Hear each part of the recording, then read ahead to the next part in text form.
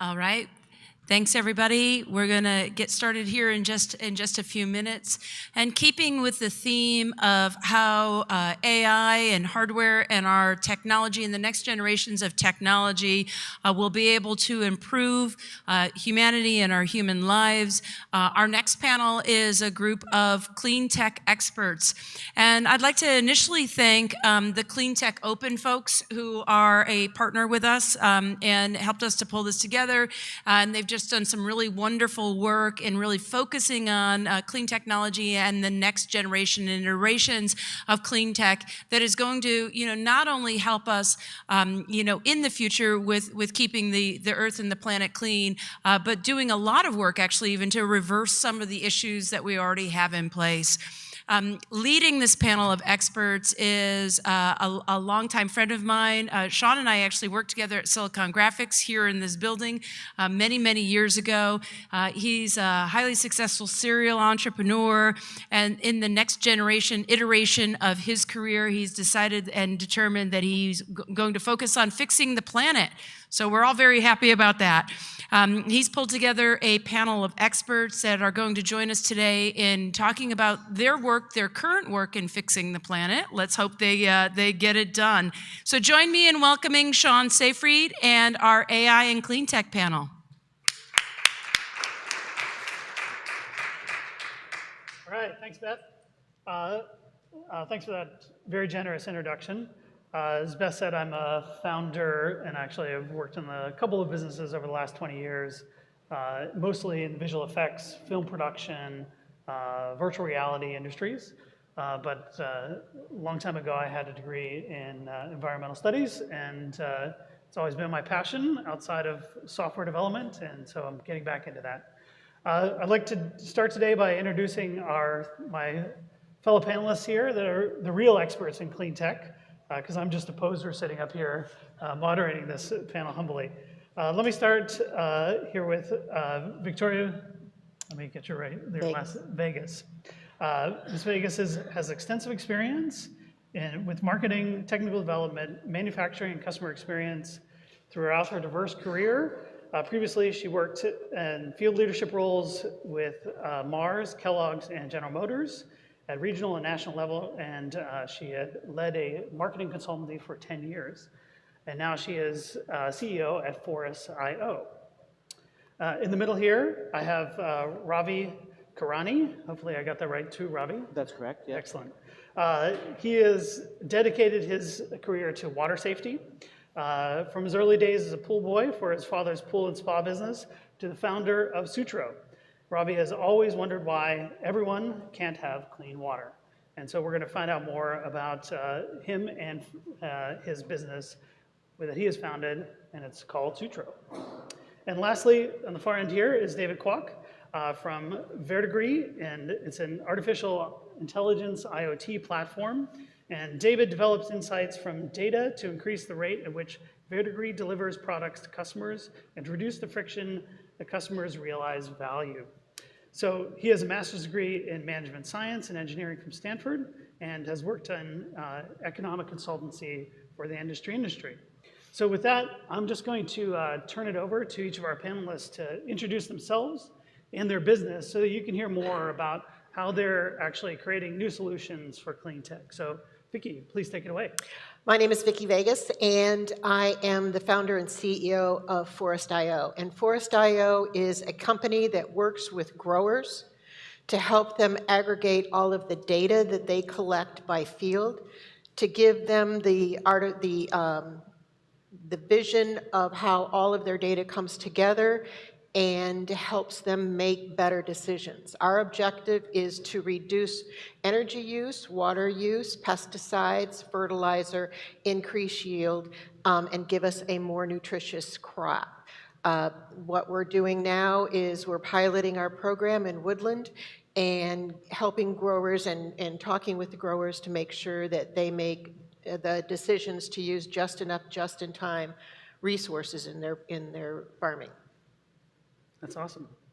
Ravi, tell us about Sutro. Yeah, I think the first thing I realized is I need to change my picture because I have a lot more hair in that picture than I do right now. My name is Ravi. I'm the CEO and co-founder of Sutro. A quick show of hands. How many of you guys have been in a swimming pool or have tested a swimming pool, been around one recently? Cool. All right. How many of you guys are like familiar with that little test strip that you have to put inside there and look at the colors and figure out if it's blue or green? What we've actually done is we have a little robot that you put inside your swimming pool, your hot tub, your jacuzzi. It connects to Wi-Fi. Your app tells you exactly what chemicals you need and when. And if you don't have them, we deliver them for you.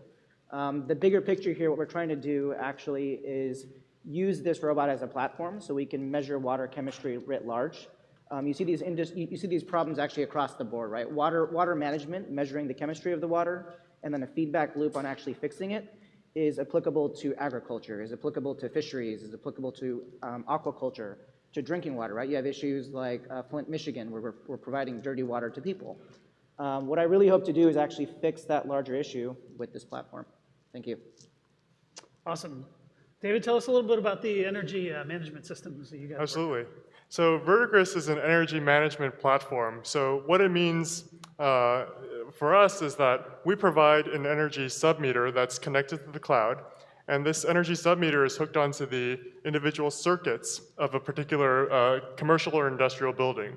So what we provide is complete data transparency on how a particular commercial or industrial facility uses energy, so that a facilities manager has all of the data that he needs in order to make the right decisions. So that's the hardware side. But as important as the data collection is, we also have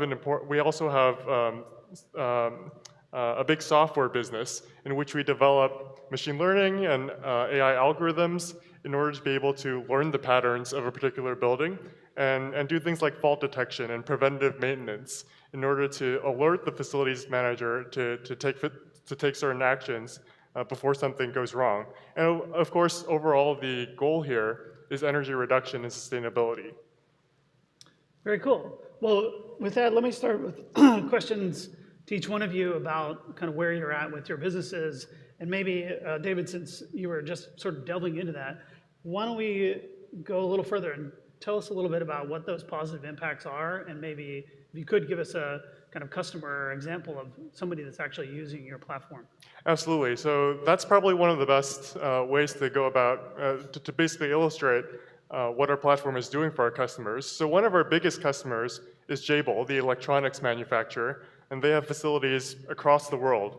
And they've installed our system in something like 10 to 13 of their facilities. And they're a very energy intensive electronics manufacturer, spending millions of dollars of energy every year. And so they have really a lot to gain from optimizing their processes such that they can save a lot on those energy costs, because it adds a lot to their bottom line.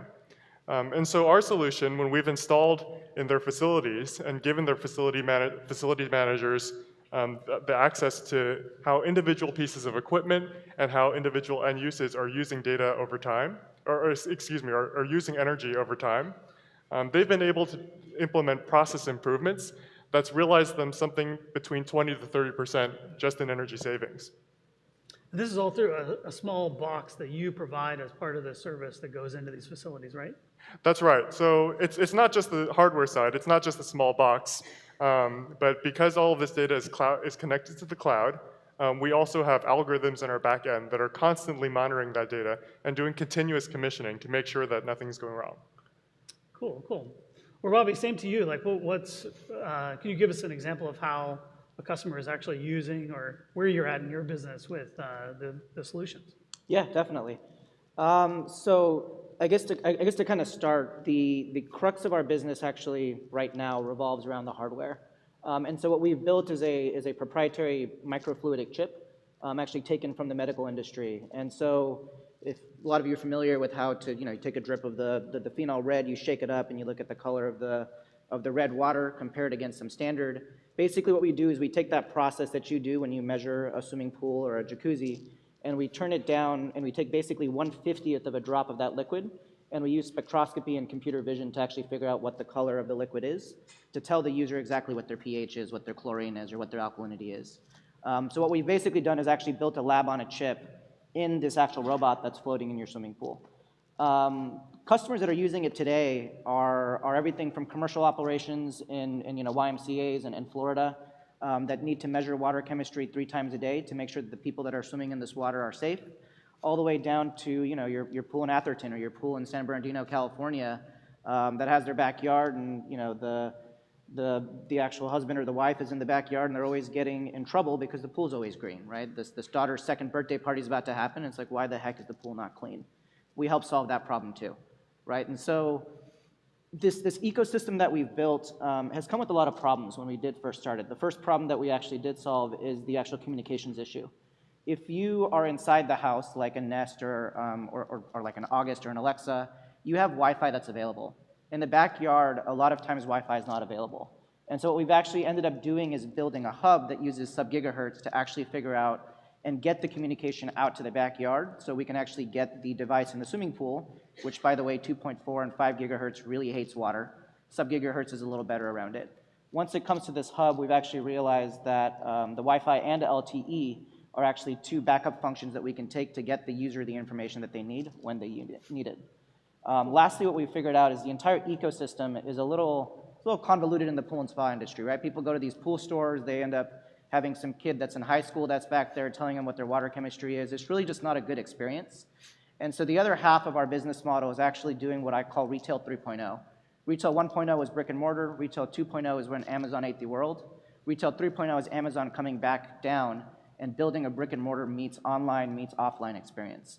And so that's what Sutro brings, right? We're giving information to the pool stores that they've never had before, helping the user take hazardous cargo that they otherwise would not be able to get unless they went to a pool store, and actually bridging that entire thing from end to end. Cool, cool. Well, Vicki, same to you. So your pilot is actually in Woodland, California. So this is part of the Forrest startup. Right. So tell us a little bit more about how that pilot farm is actually working. Well, we have 7 fields that we're monitoring right now, and we're looking at and giving the growers the view of the weather, water chemistry, soil moisture, soil chemistry, irrigation, and then energy use. And the energy use is the irrigation. Irrigation is, on this farm is all underground tape, and the energy used to pump that water through the underground tape is the #1 expense in most California farms. So what we're trying to do is give them the option of using just enough, just in time of all of their resources. So we give them a holistic view of everything that's going on from all the different vendors and all of the different IoT situations, plus the historical information of where the seed actually came from, what lot it's from, how it's growing, all the way through the harvest of the crop. We are basically the first step in any blockchain that it comes to with agriculture. But we're also, our main purpose is to give the growers another insight as to helping them make decisions so that they can reduce pesticides, reduce fertilizer, which is the nitrogen that they put in their field, which in many cases, if they put in too much, it'll leach into the clean water system, which goes, can cause or has been alleged to cause cancer in children. So all of these things, we're helping them use just enough, just in time. So how do you close that loop?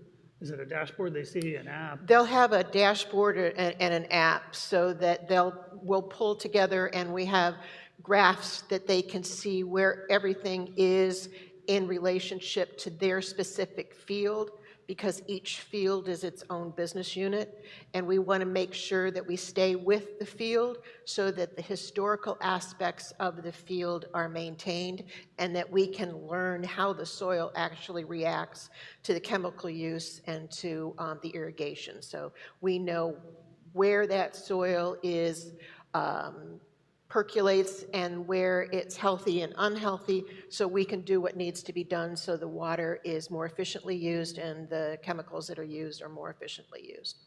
And chemicals aren't a bad thing.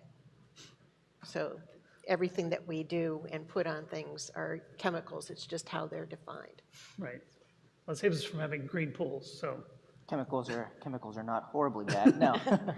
too much of them can be bad. Too much is bad. I've Yes. seen some really, really nasty jacuzzis, actually. Yeah. Right.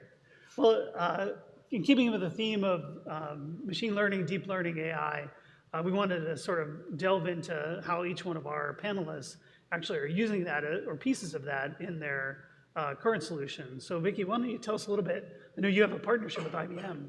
We're working with IBM Watson to do some of our cognitive computing. When the growers have a situation, they usually don't have in the back of their mind or in a library in their farm or their ranch offices all of the data and information. So we're uploading to the discovery part of our programming some of the information that's relevant to healthy soil, healthy crops, and the different chemicals that are used. So that's part of what we're doing. We're also looking at having a talk-to-text scenario where the growers are in the field, and the amount of knowledge that these growers have over seasons and seasons and seasons and generations is not in a book anywhere. You're walking through the fields and they're going, oh, here's some of the mold that we have, and here's an issue here. And what we want to also do is help them take that information, talk to it, get a GPS location and a timestamp so that their pest control advisors and their farm managers will be able to know exactly where this is being observed. And then that's in the database for the farm in the field too. So there's a lot of different things that we're using to help pull all of it together, and then machine learning is one that we're looking at, that we're working with too. Awesome. So Ravi, you were mentioning something really interesting before, that you guys are actually using multiple pieces of machine learning for the way you're collecting data with the robot. So tell us a little bit more about that. Yeah, I think it can kind of break down into kind of two main silos. The first silo is around the actual water chemistry measurements that are coming from the swimming pool. And the second is actually the robot we have sensors inside the robot such that it can actually measure circulation as well, because circulation of water is a big key outside of actually chemistry as well. So we'll know when the swimming pool pump is on, right? Which, by the way, is actually the second largest consumer of electricity in a home, second to the air conditioner. A lot of people will just leave these pumps on 24/7. They just keep on circulating their water. They may not need to do that. And so part of what we're doing is actually building a data set both around chemical composition, given the sunlight also eats up chemicals, the weather eats up chemicals, all of the actual environmental concerns. And the third bit is the actual circulation in the pump. And so what we're hoping to do is take these three kind of pieces that I just mentioned, put that together in the cloud, and then actually build control loops, right? So we can then, in the future, tell users, hey, look, your chemicals are off, your pump is running a little less than it should be. We're going to turn your pump on automatically. And oh, hey, you're in the PG&E rate. That's going to give you, X dollars per hour. I'm going to go ahead and shift your cycle from 12 o'clock in the afternoon to 12 o'clock at night. So what we can begin to do is actually start to manipulate that sort of data to get people more efficient energy use and more efficient chemical use. The kind of second sphere that we're using in terms of AI is actually Google's Dialogflow. So a lot of times people will have more questions than just putting in their chemicals, right? When you have a swimming pool, you're not just saying, hey, my chlorine's off, my pH is off. A lot of times it's like, my pool's green, what should I do? I have black algae, what should I do, right? Our system can't really analyze that today. So what we've actually built is a chatbot that uses SMS currently off of Dialogflow, such that the user can type in, hey, Sutro, my pool is going black, my pool has green algae, what should I do? The system using Dialogflow will actually analyze using Google's NLP, or natural language processing, to figure out exactly what the problems of the user are. If it gets past a certain point, we actually have a human attendant that'll come in and actually help the users. If it really goes really, really far, we'll go ahead and connect them to a pool store so they can potentially pick up chemicals or get their water tested with a 7 or 21 point checkup versus our kind of 3 to 4 point different checks that we do. That's kind of how we're using AI and NLP in our system. Nice, nice. And then David, you were telling me a bit more about, because you guys are already in the field, you're starting to collect the data and be able to provide dashboards for it, and now you're using machine learning. Tell us a little bit about that part of it. Absolutely. So I think to answer your question, I want to first emphasize that Verdigris doesn't see itself as a hardware company by any means. It sees itself as an AI company. Verdigris built the hardware in order to be able to collect this data at this high granularity, frequency, and granularity that just wasn't available before. But because we now have this wealth of data, we're able to use it in order to power our AI algorithms. So we've really developed an elite team of machine learning scientists and of machine learning data scientists to be able to work with all of this new data that we're able to collect from these facilities to be able to optimize energy usage for our customers. Now, So you guys have your own homegrown models, you're running those in your Exactly. own purpose-built cloud. Right, exactly. And the hardware is what enables all of that. But what we really want to be one day is hardware agnostic and be able to run off of any hardware platform. But currently, the hardware that we develop provides us the end-to-end solution that gets us the clean data without having to have someone go through it. Cool. Well, before we were talking on the panel, we were, a couple of my cohorts here were talking about how they were facing these challenges, and we thought that would actually be a really interesting thing for our audience to understand kind of what these challenges are. And you just brought up that you'd rather not be in the hardware business if you could get out of it. But I think Vicky and Ravi are like, no. We need to be in the hardware business because we have very specific needs. So maybe, Vicky, why don't you tell us why hardware is important? Well, we don't want to be in the hardware business either. We'll suggest hardware, but one of the problems What do you need? What do you need that you can't get out off the shelf today? Connectivity. We're working in rural areas. A field is about a quarter of a mile long, quarter of a mile wide, and there's no plugs out there. And being able to have the hardware connect to the clouds and or the base stations, we really have an issue with that, and it's an issue in the rural in rural America that is hopefully going to be addressed soon. But real precision agriculture will not really be effective until broadband, 5G, or some sort of connectivity is in rural areas. And the government has decided that a rural area is anything that is outside of 30 miles from a city that is less than 50,000 people. If you think about all of California, none of that is considered rural, because you look at Woodland, California, it's less than 50,000 people. It has 50,000 people, but you go 10 miles or 5 miles from it, and you're walking around going, do I have any bars? And that's a real issue, in that a lot of the people, a lot of the hardware people are coming in with great equipment, but once it gets outside of a metropolitan area, it doesn't work. And that's a big problem. Right. And Ravi, you were telling me about the sensors, and you really are invested in hardware specifically because there isn't anything that's met your needs, right? Yeah, I mean, oh my gosh, I would love to not build hardware, right? But I mean, we looked at everything that was off the shelf, and it sucks. Like, it just, you put it out in swimming pools, and let's take this as an example, right? You had one of our off-the-shelf sensors that we tried using 4 years ago. You put it inside of a swimming pool, and your chlorine concentration is really high, enough to probably bleach your swimming shorts, or if you had blonde hair, or if you didn't have blonde hair, you would get blonde hair. The system in our cloud would tell us to tell the user to put more chlorine in. That's not safe, right? And so how do you build a business model? How do you build a scalable platform that uses hardware off of 1,000, 10,000, 1 million pools and spas that tell people to put more chlorine in their pool when there's already enough chlorine in there? That's a problem.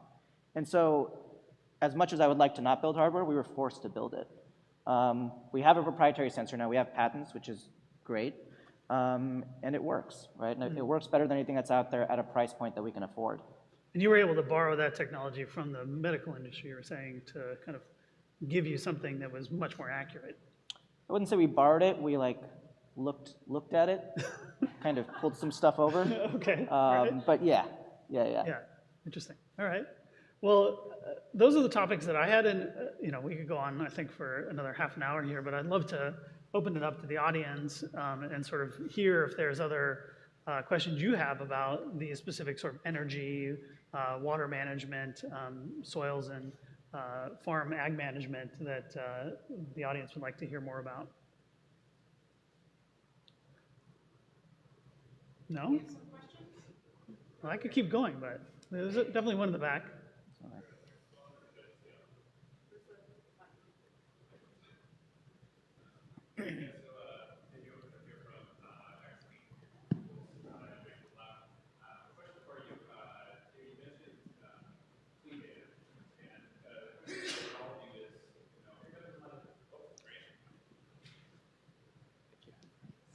Yeah, so question to everyone is on, and this is sort of where the hardware meets things, is what challenges have you had as you've implemented things on getting clean data, especially on the hardware side of data gathering, but also as far as parsing that data into data you can use for your machine learning algorithms? I think, David, you were speaking about that. Maybe Right. start off there. Right, the challenges of getting clean data was the question, I believe. So I think Verdigris's solution is actually aimed particularly at not having to do that, not having to clean data. Because if we were to use a third-party hardware platform, one of the biggest tasks that would be very labor-intensive would actually be to have someone actually look through the data and make sure that the set points are correct and so forth. And so one thing that our solution actually enables is removing that piece of the equation. And so our challenges have definitely been more minimal than if we were to go down that path. Interesting. And Vicky, I think you were talking too about like having to partner with other companies to get the kind of data that you needed. Right. That's one of the things that we found is that you'd have to partner with most of the hardware manufacturers to get the APIs and to be able to pull that data, because everybody is so territorial in their hardware. Like if you go to John Deere has a vertical amount of equipment, but growers don't use John Deere equipment for everything.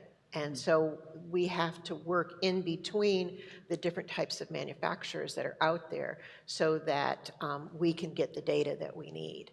It works better for data analysis when we do have an API and can pull in and learn from the company when we pull in the data from the API and ask questions that way. Right. It sounds like you've started from scratch, Ravi, so you haven't really seen this problem, or? I think the problem, if I can define it, it's probably where hardware hits the road, right? So like if you're developing a sensor from scratch, you don't know what you don't know.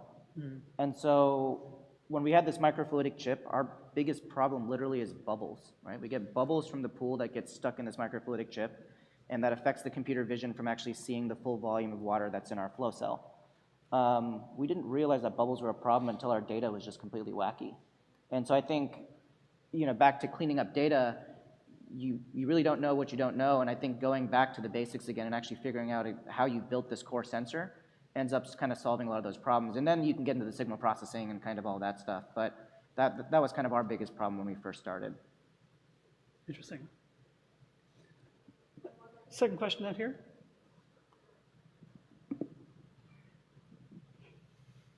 Thank you. So my question, I think each of the panelists have a really impressive product and solution that you guys are working on. The question from machine learning implementation perspective, for each of your application, how much critical is it for you to implement machine learning in the sensor or near the sensor versus in the server or cloud somewhere, either in the cloud or in the premise somewhere? Thank you. So I think it sort of breaks down to, does it all have to go back to the cloud, or is there some way to do this in the edge or in the device itself, so you don't have to, you could manage those control loops? So David, you want to Sure. up there? So I mentioned earlier that Verdigris would really like to be hardware agnostic, but one of the biggest benefits of our hardware is that we spend a lot of time developing the connectivity side of it. So for our particular hardware, it's actually able to be connected to the cloud through either Wi-Fi or telecom. so that for a big facility, you don't even have to go through a firewall in order to get the data out. So actually, all of our processing is done on the cloud. So for us, there's no criticality of having the data processing being done on site at all. Ravi, the little device that you connect to the robot, is it possible to do, the data size seems small. Would it be possible to do the processing locally in somebody's house on this little connectivity unit? Yeah, and I think at a higher level, the question really breaks down into the priority of data, right? Do you need to really compute it? Do you need to do a lot of computation on that particular set? I would love to do edge-based computing. I think it'd be really simple to have the device probably take this simple pH data and stream it over to the user.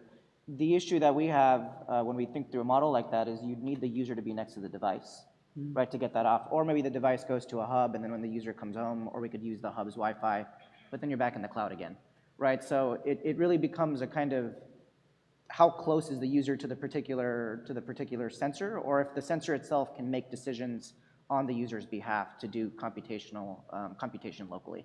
And so, yeah. I think when we were speaking, you were saying that this is your biggest challenge is getting the data back because of the lack of connectivity. And it sounds like there really isn't any other way if you're talking about aggregation data from all these sensors, right, Vicki? Like, I don't know how you would do that on a farm. Well, that's one of the things that we're learning is that solar power, if you're going to use solar power for a remote piece of equipment, that you understand that there's some negativity of using solar power, in that we found this last season that you need to put spikes on the top of the solar panels because the birds in the middle of the field love to sit on it, and you have to go out frequently to clean it up, or the smoke that came from the campfire actually affected the crop's growth. So, that type of thing. Mother Nature is always part of it, and you need to integrate those variables into everything that you're doing. Just don't think you can plug everything in, because you can't. And we're even using LoRa in some of our communications, and we can't get the system to go beyond a mile. So that was one of the problems that we have too. Yeah, well, I think we're just about out of time here. Maybe one more quick question, and then we'll wrap up. Anyone else out there? One more. So when you're thinking of the future of your companies in the next 15 or 20 years, actually, next to that question, are there any sci-fi novels or books or movies that kind of inspired you? Ooh, that's a good one. That's it. Any inspiration for why you started this business, or kind of your vision for where this might go? I think for me, the book that I loved the most was actually Harry Potter. And most of it was because of J.K. Rowling's ability to tell a story. Right? I think products, any idea is great if you're properly solving the problem for your user, and if you can tell that story properly.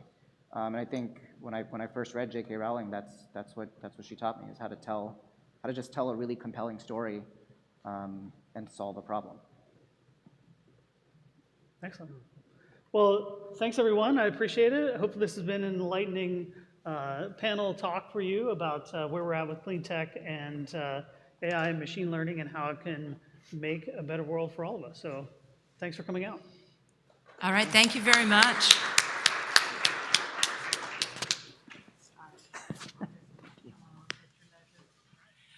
All right, everybody, thanks so much for joining us. I thought that was a really amazing panel. A couple of things that were really interesting, and one of the reasons that we bring Hardwarecon together here is this kind of cross-pollination of ideas, right? And we heard from this panel today that we're imitation being the sincerest form of flattery, borrowing things from other industries like healthcare. As well as the need for connectivity. And later today and tomorrow, actually the panel immediately following our lunch is around health in the human body. So please enjoy your lunch and your lunch break. Take an opportunity to go and visit our exhibits. We actually have free cell phone charging via remote chargers out there, so take a look at those guys. It says that there's a fee for it, but they're offering it free for our Hardwarecon folks today. There are box lunches for folks with full session passes, and look forward to joining us back here at 1:15. Thanks very much.